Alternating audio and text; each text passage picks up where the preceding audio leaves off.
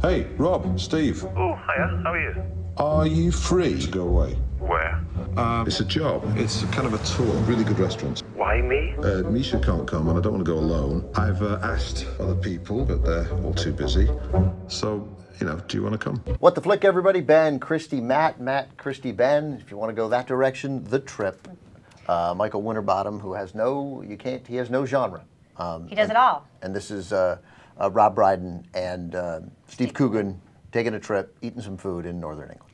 And you basically just described the entire movie. It is largely improvised. They are playing very loose versions of themselves, which they also did in Tristram Shandy, a cock and bull story a few years ago. I don't know, 5-6 years ago? It was a while ago. I'm on it.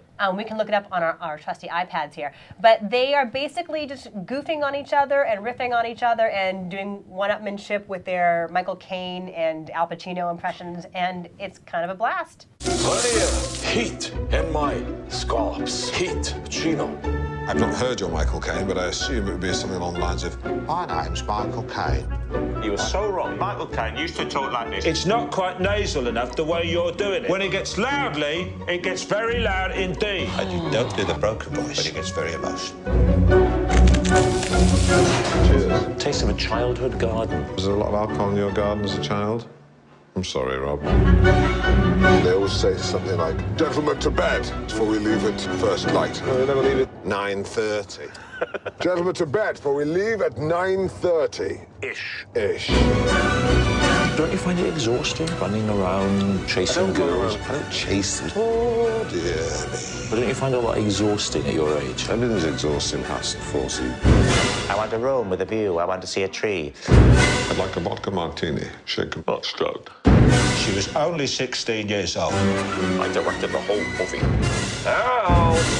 How's the trip been? I can honestly say it's one of the most enjoyable periods of my life. Some of the impersonations these guys did they were outstanding. The Michael Caine is great. The various Bond villains. Right. and I thought just going from Connery, just right into Roger Moore, I thought was very impressive. Great. The whole discussion about to bed. For tomorrow we shall get up 9:30-ish. 10-ish. 10-ish. Yeah. Very funny. These guys are enormously talented. These guys are the kind of talent that makes me incredibly jealous. And there's your blurb.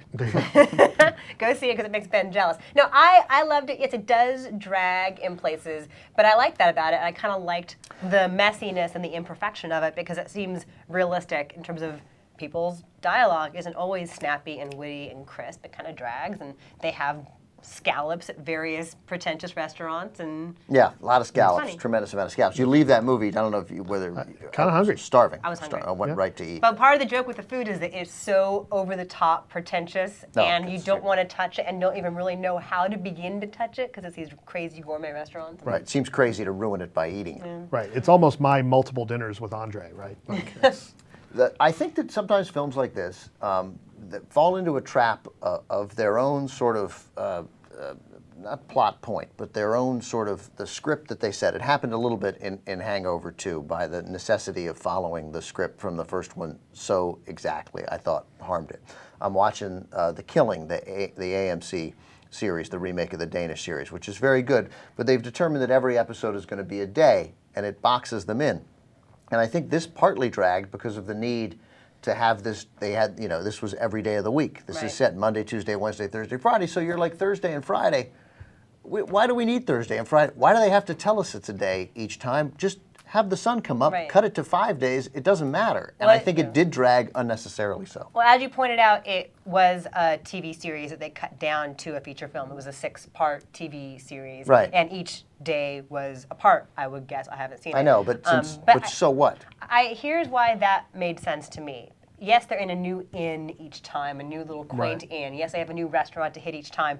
But it gets darker and deeper the farther they go into the woods and the farther they go together. They get into more personal discussions about their lives. I mean, Steve Coogan's whole shtick is that he's swaggering and he's full of bravado, and Rob Brydon is fine with his career the way he's carved it out for himself. Kind of a nice guy. Family, he's happy with his life. Right. But the truth of who they really are beyond those facades kind of comes out as they go deeper and farther. I got that. That's good. But I think when you are required to give a Monday, Tuesday, Wednesday, Thursday, Friday, Saturday, Sunday, then you can't sort of dismiss one of those days. Like if you're going to do Friday, you can't give Friday. Right. You can't give Friday a minute and a half. You I end see. up sort of boxing yourself in. And everyone I've talked to has sort of felt like at times this really funny movie dragged. And I think again they built themselves into a box they had trouble getting out of. Yeah, in a weird way, I think that this probably would be served better by remaining a series. And in spite of it being 6 hours, I actually feel like It was just 6 episodes. or It was 6 great. episodes, hours, whatever, yeah. it would not have dragged so much, even though that's more time, because I think that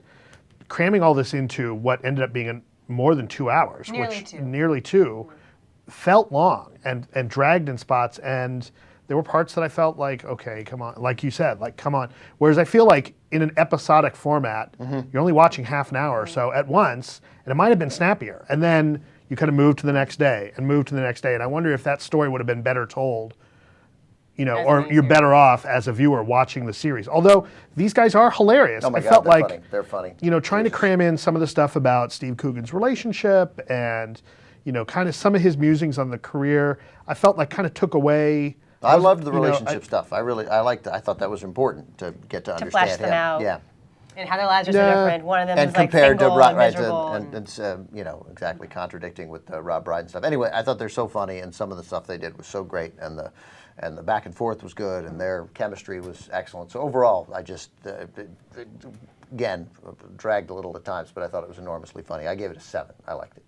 I give it a 7.5. Yeah, it dragged a little too much for me. I gave it a 6.